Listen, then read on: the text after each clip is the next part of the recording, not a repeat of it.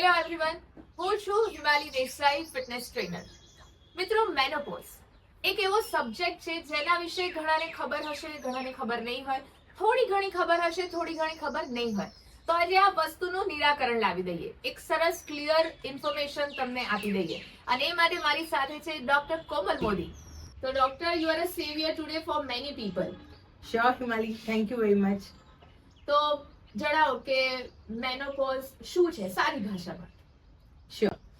Menopause આપણે simple ભાષામાં સમજવું હોય તો જ્યારે કોઈ લેડીઝ એટલે કે ફિમેલને 1 વર્ષ સુધી માસિક નથી આવતું, 1 વર્ષ સુધી, ત્યારે આપણે કહી શકીએ કે એ મેનોપોઝમાં એન્ટર થઈ ગઈ છે. તો જે આ મેનોપોઝનો પીરિયડ છે એ કયા વર્ષે, ઉંમરના કયા વર્ષે શરૂ થતો હોય છે? હિમાલી, આમ તો મેનોપોઝની એજ એવરેજ એજ કહેવાય કે એની રેન્જ 40 યર્સથી માંડીને 58 યર્સ સુધી ગમે ત્યારે આવી શકતો હોય છે. એની એવરેજ એજ ઇઝ લગભગ 48 યર્સ, કે મોટા ભાગની એટલે લગભગ કહેવાય કે 60 થી 70% લેડીઝને 48 યર્સની આજુબાજુ આ મેનોપોઝમાં એન્ટર થતી હોય છે. પણ એ વેરી કરે છે, જે પ્રમાણે કીધું એમ. હા, અને ઘણી ફિમેલ છે કે જેને 40 યર્સ પહેલા પણ મેનોપોઝ આવી જાય છે. તો યસ, તો આને કહેવાય પ્રી મેચ્યોર મેનોપોઝ. પણ આ થવા માટે અમુક કારણો જવાબદાર છે, અને એમાં મોટા ભાગનું કારણ એ છે કે હેરિડિટરી. જો તમારી મધરને કે તમારા માસીને કે તમારા મોટા સિસ્ટરને પીરિયડ્સ વહેલા ગયો હોય તો તમને વહેલો આવી શકે છે. Otherwise 40 to 58 years is a range. અચ્છા, તો આ જે મેનોપોઝ છે, તમે કહી તો દીધું કે આટલા વર્ષે શરૂ થઈ શકે, એમાં અલગ અલગ હોઈ શકે હેરિડિટી પ્રમાણે, પણ એના સિમ્પટમ્સ શું, કઈ રીતે ખબર પડે કે હવે તમારો વારો આવી ગયો છે? હવે આ કેવી રીતે ખબર પડે, તો એમાં એવું છે કે એવું નથી કે આજે બધું બરાબર છે અને કાલથી તમે મેનોપોઝમાં છો.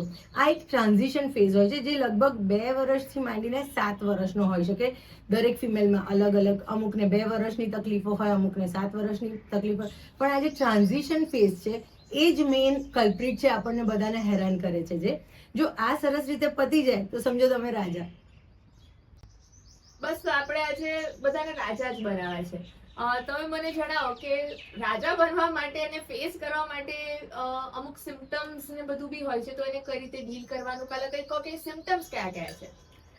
હવે આ ટ્રાન્ઝિશન ફેઝના જે સિમ્પટમ્સ છે એ પહેલા તો આપણે જાણીએ કે કેમ આવતા હોય છે. આ ટ્રાન્ઝિશન ફેઝ દરમિયાન આપણી ઓવરીઝ છે એ અમુક વાર હોર્મોન્સ વધારે પ્રોડ્યુસ કરે છે, અમુક વાર ઓછા પ્રોડ્યુસ કરે છે. તો આ જે હોર્મોનનું ફ્લક્ચ્યુએશન થાય છે એના કારણે આપણને સિમ્પટમ્સ ફેસ કરવા પડતા હોય છે. એકવાર ઓવરી તદ્દન બંધ થઈ જાય એના હોર્મોન્સ સિક્રેટ કરવાના, પછી એ ફેઝને મેનોપોઝ કહેવાય છે.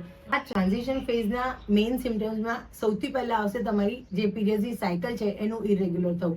ક્યારેક આ પીરિયડ એકદમ શોર્ટ થઈ જાય છે, ક્યારેક એ લોંગ થઈ જાય છે, ક્યારેક સ્કેન્ટી પીરિયડ એટલે કે ઘણા ઓછા પ્રમાણમાં આવવા, અને ક્યારેક એકદમ એક્સેસિવ જેને કહેવાય મેનોરેજિયા, એવી રીતે ઘણું વધારે પીરિયડ્સ આવું. એ બધા એના મેઇન સિમ્પટમ્સ આવે છે. એ સાથે સાથે એના એસોસિએટેડ સિમ્પટમ્સમાં આવે છે વાઝોમોટર સિમ્પટમ્સ, કે જેમાં તમને સડનલી હોટ ફ્લશીસ થવા, નાઇટ સ્વેટ્સ થવા, એટલે કે અચાનકથી તમે કંઈક કામ કરતા હોય અને આખા પરસેવે રેબઝેબ થઈ જાઓ. બીજું, તમારા સાયકોલોજીકલ સિમ્પટમ્સ આમાં આવી શકે, કે જેમાં ઇરિટેબિલિટી, એન્ઝાઇટી, ડિપ્રેશન, ઘરના બધા લોકો જાણે આપણા અગેન્સ્ટ છે એવા કંઈક લાગવા લાગે, આપણને કોઈ કંઈક કહી દે તો ખોટું લાગે, રડવું આવે. આ બધા એ ટ્રાન્ઝિશન ફેઝના સિમ્પટમ્સ છે. અને ત્રીજી જાતના સિમ્પટમ્સ છે કે જેમાં કહી શકાય કે જેનાઇટો યુરિનરી સિમ્પટમ્સ, એટલે કે આપણા યુરિનરી બ્લેડર અને વજાઇના છે એની ડ્રાયનેસ થવી, સેક્સ્યુઅલ ઇન્ટરકોર્સમાં પ્રોબ્લેમ થવો, એ સિવાય તમને યુરિન વારે ઘડીએ લાગવું, અથવા તો પછી યુરિન રોકવામાં પ્રોબ્લેમ થયો. આ જે બધા પ્રોબ્લેમ છે એ બીકોઝ ઓફ ધીસ આપણા હોર્મોન્સ જે ફ્લક્ચ્યુએટ થઈ રહ્યા છે કે ઓછા થઈ રહ્યા છે એના કારણે થાય છે. તો હવે આની રેમેડી શું અને કઈ રીતે ડીલ કરવાનું એ જણાવો. આજના આપણા આ કન્વર્ઝેશનનું મેઇન પર્પઝ જ આ છે કે મારે તમને શીખવવું છે કે તમે આને કેવી રીતે ડીલ કરી શકો.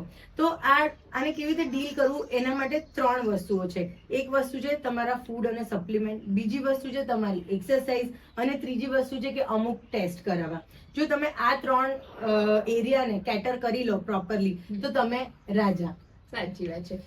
બિંગ અ ફિટનેસ કોચ, મારે પણ લેડી સાથે ડીલ કરવાનું આવતું હોય છે.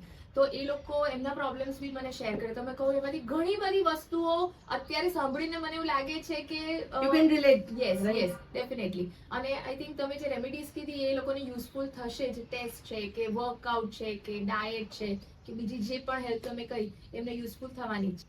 તો પહેલા ફૂડથી શરૂઆત કરીએ. કેવું ખાવું જોઈએ, કેવો ખોરાક લેવો જોઈએ?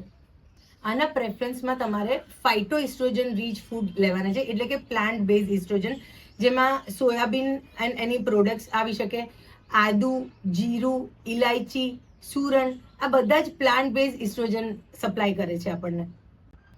એટલે આપણું બોડી ઇસ્ટ્રોજન પ્રોડ્યુસ કરવાનું બંધ કરી દે છે, એટલે આપણે એક્સટર્નલી લઈએ છીએ કે બહારથી મળે. એટલે સોયાની ઘણી બધી વેરાયટી હોય છે.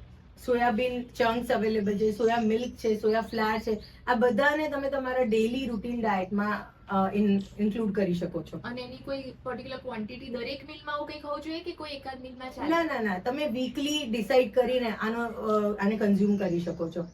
હવે આ સિવાય બીજી પણ એક વસ્તુ છે કે કેલ્શિયમ અને વિટામિન D3. જનરલી આપણે મેનોપોઝમાં ઓસ્ટિયોપોરોસિસ થઈ જાય છે, એટલે કે આપણા જે બોન્સ છે એ બરડ થતા જાય છે, જે ઇઝીલી બ્રિટલ, ઇઝીલી તૂટી શકે એવા થઈ જાય છે, ઓલા થઈ જાય. પોલા થઈ જાય છે. તો આના માટે આપણે અત્યારથી જ જે ટ્રાન્ઝિશન ફેઝ મેં કીધું એ ત્યારથી જ આપણે કેલ્શિયમ લેવાનું ચાલુ કરવું જોઈએ.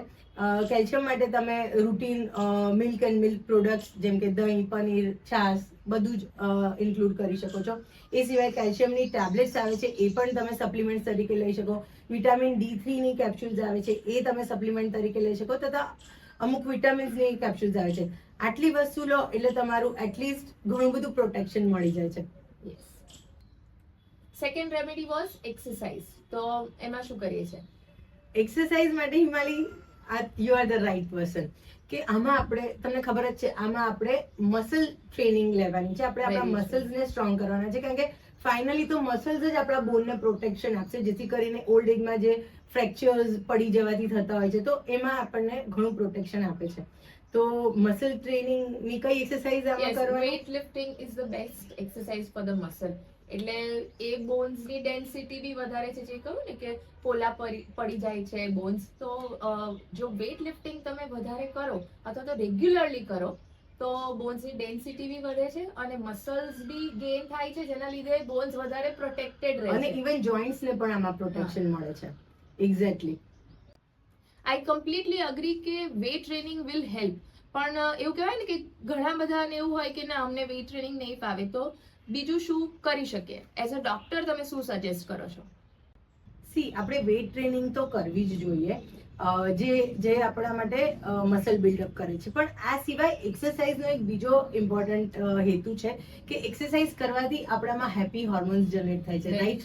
એટલે જે આપણને સાયકોલોજીકલ સિમ્ટમ્સ હતા, એન્ઝાયટી, ઇરિટેશન, તો આના ક્યોર માટે તમે કોઈ પણ એરોબિક એક્સરસાઇઝ, જેમાં સાયકલિંગ છે, સ્વિમિંગ છે, ઇવન ઝુમ્બા છે, એ બધું પણ તમે આમાં ઇન્વોલ્વ કરી શકો છો.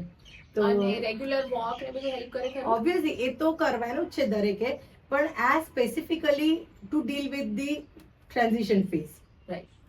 અને જનાઇટો યુરિનરી સિમ્પટમ્સ હતા, એને ડીલ કરવા માટેની કોઈ એક્સરસાઇઝીસ? યસ હિમાલી, આ ઘણો જ ઇમ્પોર્ટન્ટ ક્વેશ્ચન છે, કારણ કે આપણે આ ટાઈમે આ જે મસલ્સ છે આપણા વજાઇનાના, બ્લેડર છે, ત્યાંના મસલ્સનું કોલેજન ઓછું થઈ જાય છે અને એ બધા લૂઝ પડવા લાગે છે. તો આના માટે special Kegels exercise, you know very well, કે આમાં આપણે આપણા એ જે પ્રાઇવેટ પાર્ટ છે એને 15 સેકન્ડ માટે એકદમ ટાઇટલી રોકી રાખવાના છે, and then you have to relax. આ એક્સરસાઇઝ તમે દિવસમાં કંઈ પણ કામ કરતા હો, ક્યાંય પણ હો, કોઈને ખબર પણ ના પડે અને તમારું કામ થઈ જાય, એવી રીતે કરી શકો છો.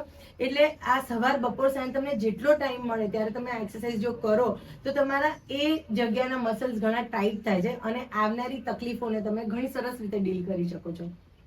હવે થર્ડ રેમેડી પણ પૂછી જ લઈએ કે શું છે. What is third remedy? Third remedy હતી તમારે તમારા બોડીનું સ્ક્રીનિંગ ટેસ્ટિંગ કરાવવાનું છે. સ્ક્રીનિંગ એટલા માટે કારણ કે આ એજમાં બે બહુ જ ઇમ્પોર્ટન્ટ કેન્સર છે જે જનરલી ફિમેલ્સને થઈ શકે. તો એમાંનો એક કેન્સર છે બ્રેસ્ટ કેન્સર. એના માટેનું સ્ક્રીનિંગ એના માટે કરવામાં આવે છે મેમોગ્રાફી અને USG બ્રેસ્ટ. અને બીજો ટેસ્ટ છે તમારા ગર્ભાશયના મુખના કેન્સરનું સ્ક્રીનિંગ, એટલે કે સર્વાઇકલ ટેસ્ટિંગ. એને આપણે સાદી ભાષામાં કહીએ છીએ પેપ ટેસ્ટ કરાવો. તો આ બે ટેસ્ટ એ બેઝિક સ્ક્રીનિંગ ટેસ્ટ છે. આ સિવાય આ એજમાં ઘણા લોકોને થાઇરોઇડ, ડાયાબિટીસ અને અમુક વિટામિનની deficiency like vitamin D deficiency, B12 deficiency એ થતા હોય છે. તો આટલા બેઝિક ટેસ્ટ કરાવવા ઘણા જ જરૂરી બને છે. આ જે ટેસ્ટ તમે કયા એ ટ્રાન્ઝિશન પીરિયડ દરમિયાન કરાવીએ છે અને પછી પણ કરાવીએ છે કે પછી જરૂર નથી? આ ટેસ્ટ 40 યર્સ પછી દરેક ફિમેલે મેમોગ્રાફી એવરી 5 યર્સ પર કરાવવાની હોય છે અને પેપ ટેસ્ટ એવરી 3 યર્સ પર. અને ક્યાં સુધી તમારો મેનોપોઝ આવતો નથી ત્યાં સુધી, પછી કરાવવાની જરૂર નથી રહેતી. ઓકે, એ પીરિયડ પછી જેટલો બી લાંબો હોય મેનોપોઝ સુધીનો ત્યાં સુધી કરાવતા કરાવવાનું. રહેવાનું. યસ. વાવ, આ હતી મેનોપોઝ ને રિલેટેડ ટિપ્સ એન્ડ ટ્રિક્સ. હવે કોઈ કન્ફ્યુઝન નહીં રહે. તો ટેક હોમ શું છે આજે? So first, identify the transition. તમારો ટ્રાન્ઝિશન પીરિયડ કયો છે તમારે જાણવાનું છે, એના સિમ્પટમ્સ કયા છે એને ઓળખવાના છે, અને ત્યારબાદ ફૂડ, એક્સરસાઇઝ અને important test. Last but not the least, હવે આ જર્નીમાંથી પસાર તો એક ફિમેલને જ થવાનું છે, પણ જો એની આ જર્નીને સ્મૂથ અને ઇઝી ગોઈંગ બનાવી હોય તો એના ફેમિલી મેમ્બર્સ આમાં ઘણો ઇમ્પોર્ટન્ટ રોલ પ્લે કરે છે. જો એ તમારા ઘરની વુમેન પ્રત્યે તમારો સેન્સિબલ અને સેન્સિટિવ અપ્રોચ રહેશે તો she will be very comfortable. So thank you doctor Komal. I think આજે આ ટોપિક પર વાતો કરવાની મજા આવી અને બહુ બધા વ્યુઅર્સને સારી એવી ઇન્ફોર્મેશન પણ આપી છે. ફરી એકવાર આપણે હાજર થઈશું પણ એક નવા ટોપિક સાથે. ત્યાં સુધી બધાને બાય બાય કહી દઈએ. બાય. બાય. Thank you.